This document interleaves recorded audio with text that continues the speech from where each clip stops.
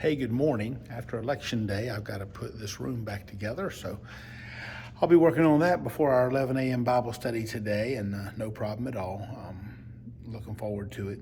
And Genesis 30 is our reading for today, and I intended to listen to it being read to me on my way back from visiting Ruby Embler on Tuesday down in Concord, but West Virginia was playing, so I listened to that instead. So I had to read it to get ready to share the video. In Genesis chapter 30, God is adding children to Jacob like crazy. Leah has thought she was finished bearing children, so she is giving Jacob her handmaiden Zilpah for wife.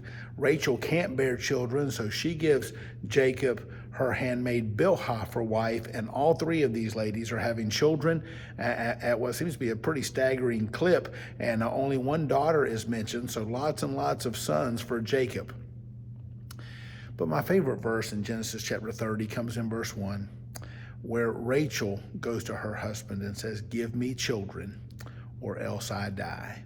That was her prayer. In fact, Jacob responds. He says, "Am I God that I have control over this?" But later on in chapter 30, God does honor her request. After he has given her children through her handmaiden Zilpah, after she has seen her sister bear more children, God finally gives her a son named Joseph. And of course, Joseph will be Jacob's favorite son. Joseph is the main character in the last several chapters of the book of Genesis, and so we'll see much more from him. But this idea of "give me children or else I die," it's a desperate plea.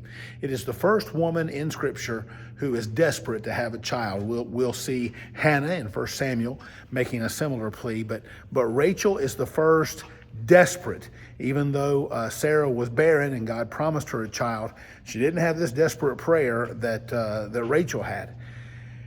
And so we can learn from that when we ask God for children, he'll answer. Now, that doesn't mean every woman who struggles to conceive is able to have children through prayer, but often God answers the prayer for children. I'll say this, as a church, we noticed early in my ministry, I had small children, and we attracted a lot of families with small children. There were other families already in the church who had small children, and there was a time that we were blowing children out the walls around here.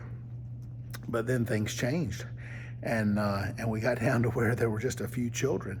And I talked to some friends, and I said, "Listen, we've got to do something." And one of my friends, very wisely, he said, "Chris, you just need to pray. Every time you begin a meeting, every time you have your quiet time, you just pray and ask God to send you children." And so as I look around here, I see answers to prayer as our children's ministry has grown, as we've seen young mothers here pregnant and bearing children, and families visiting who have children. It's been very, very exciting. It's not like we're the largest children's ministry in the area, far, far, far from that, but we have some children. Rachel said, "Give me children or else I die," is the absence of children 99% of the time, maybe not 99, but a large percentage of the time, is the absence of children not a death knell for a church? The absence of children to indicate, there's not going to be anybody here to pick up the mantle, because when there are no children, that usually means there are no 30-year-olds. And so as a generation ages, there may be some folks my age to come behind and take leadership, but we're not bearing children anymore.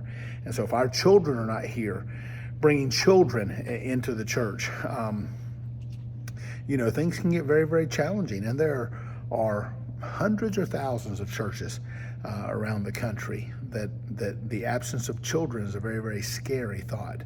And so thankful to God that he's answered our prayer for children. And we see in chapter 30 here that God answered Rachel's prayer for children. Great lesson for us. Hope you have a great day in the Lord today. We're looking forward to Bible study, 11 a.m. and 7 p.m. and chili on the menu, chicken chili and beef chili. And looking very much forward to that. Hope you have a great day. God bless.